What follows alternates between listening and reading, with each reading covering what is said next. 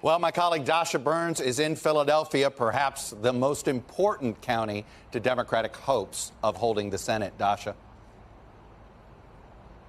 Yeah, Chuck, you said it. Not one, not two, but three presidents all in this state, all on the same day, underscoring the outsized importance of this state. President Biden and former President Obama on the campaign trail together for the first time in this midterm election. And their joint effort was here in Philadelphia. You said it there, too, Chuck.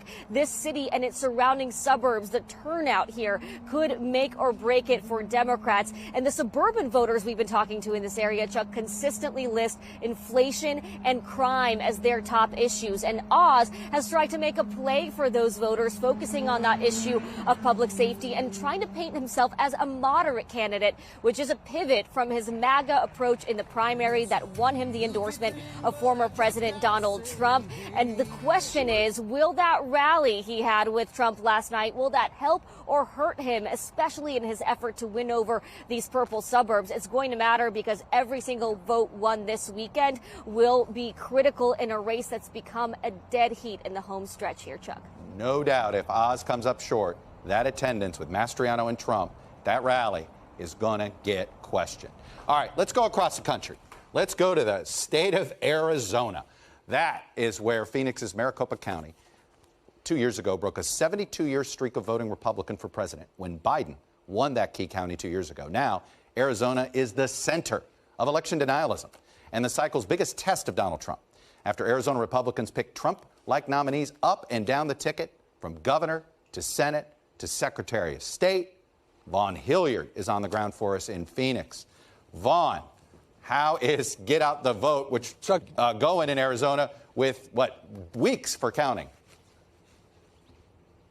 Right. It's a matter of turnout here at this point. And Chuck, I think it's important to note that this is ground zero for election denialism. In that quartet of GOP candidates, they are traveling around this state together. Kari Lake leading the charge. Each of these four individuals would be responsible for certifying Arizona's election results in 2024. But when you are looking at this, Katie Hobbs said that if she were to win on Tuesday night and beat Kari Lake for governor, the top reason would be because Arizonans rejected the election conspiracy theories. Now, in order to do that, the Republicans have a 4 percentage point voter registration advantage over Democrats here, meaning that these Democratic candidates will need to win over major swaths of independents, like Kyrsten Sinema did in 2018 and Mark Kelly did in 2020, as well as winning over some of those more reticent conservatives, those individuals who are reticent to Trumpism. For Mark Kelly and these other Democrats, though, they are pressing that this is more than about the threat to democracy, but also about the threat to women's reproductive rights, as well as the threat to Social Security.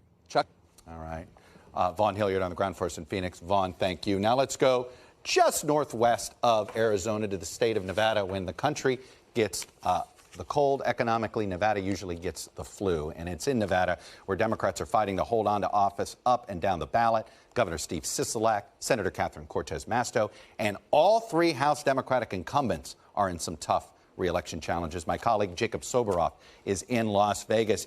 Jacob, another one where it's all about partisan turnout.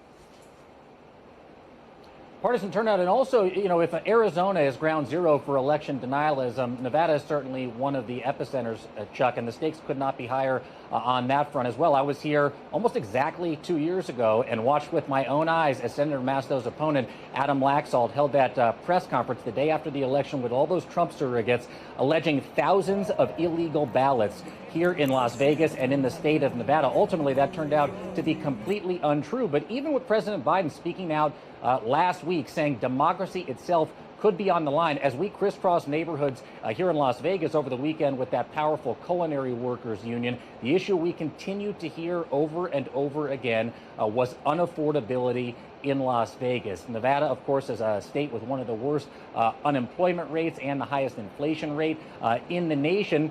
But at the end of the day, it's all going to come down to turnout. And quick story, we were walking the streets here and we met 18-year-old Alberto. He was fixing up his car outside the house he shares with his mom and his dad. And he said, it is not all the negative attack ads on social media. It's not all the negative attack ads he's hearing on his streaming service. Ultimately, it's going to be face-to-face contact with those canvassers that convinced him that ultimately he can make a difference and that's going to get him out to vote, Chuck.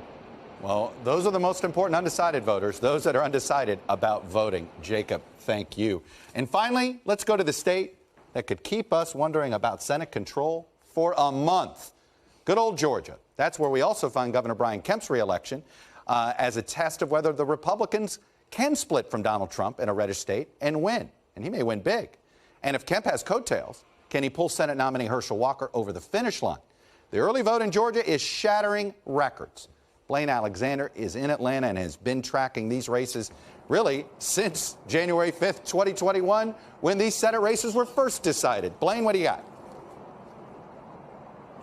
Absolutely, Chuck. And you talk about shattering records. Certainly, we have seen that here in Georgia. In fact, more people have voted early during this midterm election than any other midterm in state history. We're talking about some 2.5 million ballots already cast, with two very important races on the ballot. So talking about Georgia's gubernatorial race, Stacey Abrams is once again on the ballot. Of course, she's the one who is widely credited with helping flip the state blue back in 2020 for President Biden. The question this time around is, can she do it again now that she is on the ballot? Now, of course, leading the Republican ticket is Governor Brian Kemp. The last time he faced off against Stacey Abrams was back in 2018, and at the time, he was a Trump-endorsed candidate. But since then, of course, he's had a rather public split from the former president over the results of the 2020 presidential election here in Georgia. But still, the latest polls show that Governor Kemp is leading Stacey Abrams by about 6 points or so, and that's certainly good news, could be good news for down-ballot Republicans who are hoping to get some sort of a boost from Governor Kemp.